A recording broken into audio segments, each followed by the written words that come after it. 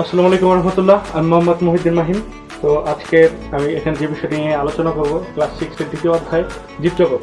তো আসলে আমরা পৃথিবীতে যা কিছু দেখি বা তুমি যা কিছু দেখো তোমার চোখের সামনে, তো সেইগুলো প্রত্যেকটা বিষয়কে দুটি ভাগে ভাগ করতে পারি আমরা। তা কি কি? তা হলো জীব এবং জ্বর। জ্বর বলতে কি, যে এক স্থান থেকে অন্য স্থানে যেতে পারে না এরকম কোনো কিছুকেই আমরা জ্বর বলে থাকি। আর জীব কি, যে এক স্থান থেকে অন্য স্থানে যেতে পারে, খাদ্য গ্রহণ করে, চলন আছে, রেচন, তারপর প্রজনন, এইসব আছে, তাকে আমরা এক কথায় জীব বলে থাকি। তো আসলে জীব জগৎ সম্পর্কে সর্বপ্রথম যদি আমাদের যদি জানতে হয়, তো সেই ক্ষেত্রে আমাদের সর্বপ্রথম জীবের বৈশিষ্ট্য জানতে হবে। তো জীবের বৈশিষ্ট্য কি কি? আমরা যদি দেখি, একটা জীবের দিকে যদি লক্ষ্য করি, তো কি দেখি? একটা জীব হাঁটাচলা করে, তারপর সে ঘুমায়, সে খাবার খায়, তারপর সে প্রজননে অংশগ্রহণ করে, সে রেচনে অংশগ্রহণ করে, তারপর নিঃশ্বাস আনা নেওয়া করে। তো এই বিষয়গুলা সে করে থাকে, একটা জীব করে থাকে। আসলে এই বিষয় নিয়েই তোমার বইতে জীবের বৈশিষ্ট্য কিছু হালকা পাতলা আলোচনা আছে। তো আমি এইসব বিষয়ে কিছু বলবো। তো দেখো, প্রথমত চলন। চলন কি? জীব এক স্থান থেকে অন্য স্থানে যেতে পারে, হাঁটা চলা করতে পারে, এটাকে এক কথা আমরা চলন বলি। তো এই গেল চলন। তো আসলে তারপর আসি খাদ্য গ্রহণ। প্রত্যেকটা জীবই খাদ্য গ্রহণ করে। খাদ্য গ্রহণ ছাড়া কোনো জীব আসলে বাঁচতে পারে না, তাই না? খাদ্য গ্রহণ যদি না করে, সে তার শক্তি হারাবে, তার চলনও থাকবে না। হ্যাঁ, এই জন্য খাদ্য গ্রহণ জীবের একটা গুরুত্বপূর্ণ একটা বৈশিষ্ট্য। তারপর যদি আমরা বলি প্রজনন। প্রজনন কি? আসলে প্রত্যেকটা জীবই চায় যে তার অনুরূপ পৃথিবীতে রেখে যেতে। হ্যাঁ, তার অনুরূপ পৃথিবীতে সৃষ্টি করে যেতে। যেমন দেখো, যদি জীবের প্রজনন না থাকতো, তাহলে আসলে জীব ধ্বংস হয়ে যেত। যদি শুধু মৃত্যুবরণ করতো জীব, কিন্তু প্রজনন নাই, সেক্ষেত্রে জীব কিন্তু একসময় ধ্বংস হয়ে যেত। তো তারপর আসি রেচন। রেচন কি? রেচন বলতে কি, আমার জীবের শরীর থেকে আসলে যে বজ্র পদার্থ নিষ্কাশন হয়, তাকে এক কথায় রেচন বলা হয়।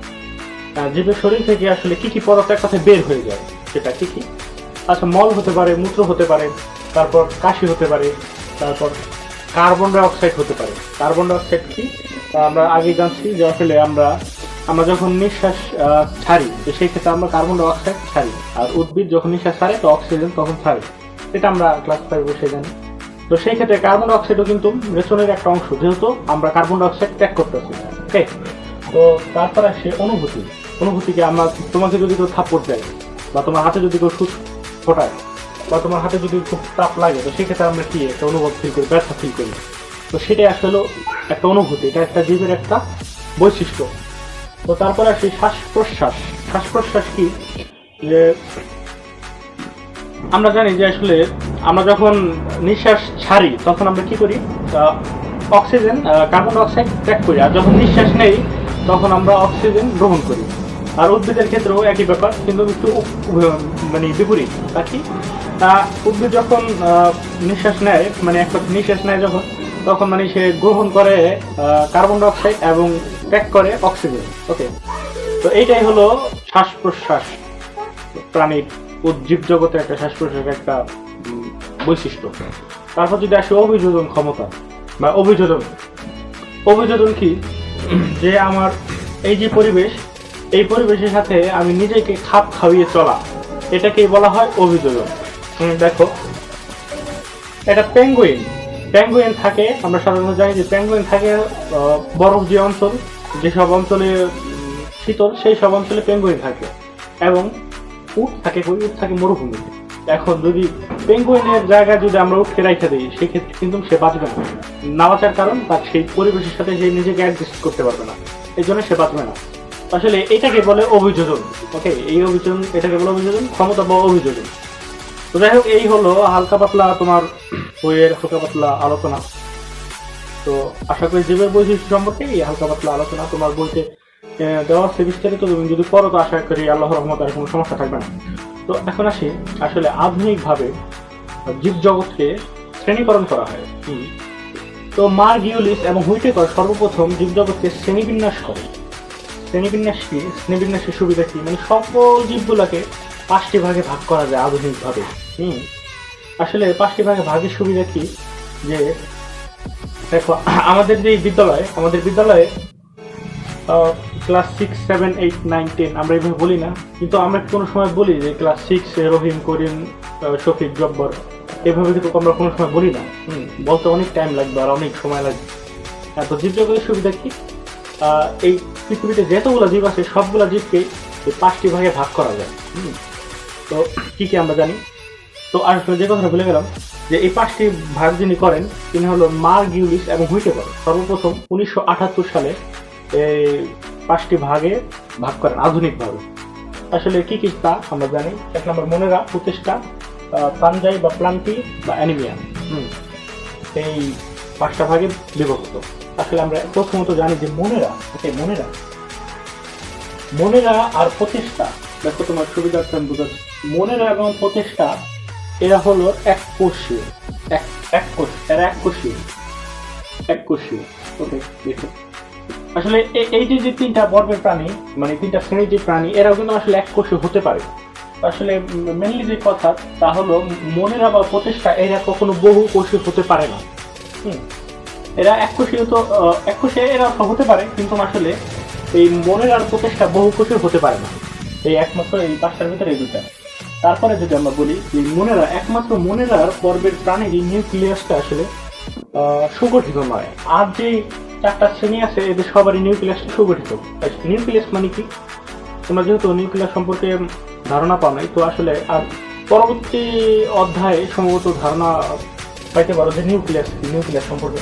তো নিউক্লিয়াসটা আসলে দেখো, জীবের যে কোষের ভিতরে একটা অংশ থাকে, সেটাকে আমরা বলি নিউক্লিয়াস। নিউক্লিয়াসের আকারটা দেখতে ঠিক এরকম, ফুটবলের মতো, কিন্তু এরকম দেখতে। দেখুন, এর ভিতরে এরকম একটা অংশ থাকে, সেটাকে বলে নিউক্লিয়াস। এরকম পেঁচানো অংশ থাকে। যাই হোক, তোমরা এই সম্পর্কে আরো বিস্তারিত জানতে পারবা। তো নিউক্লিয়াসের কিনারে একটা যে পর্দার মতো অংশ থাকে, সেটাকে বলে নিউক্লিয়ার মেমব্রেন।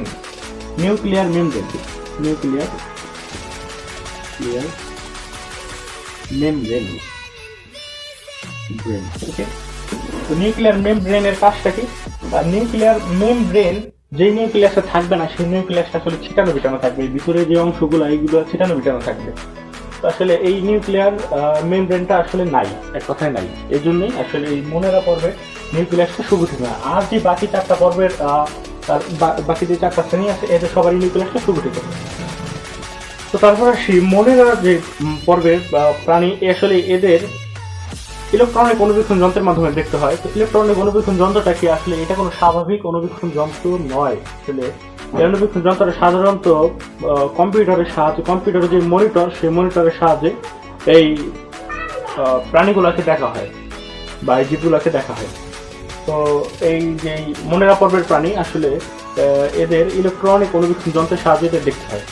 হ্যাঁ, তো যাই হোক, মনেরা গেল। তারপর আসি প্রচেষ্টা আসলে এরা এককোষী। আগে বলেছিলাম যে এককোষী বহুকোষী না। এরা এককোষী, কিন্তু বহুকোষী কখনো হতে পারে না।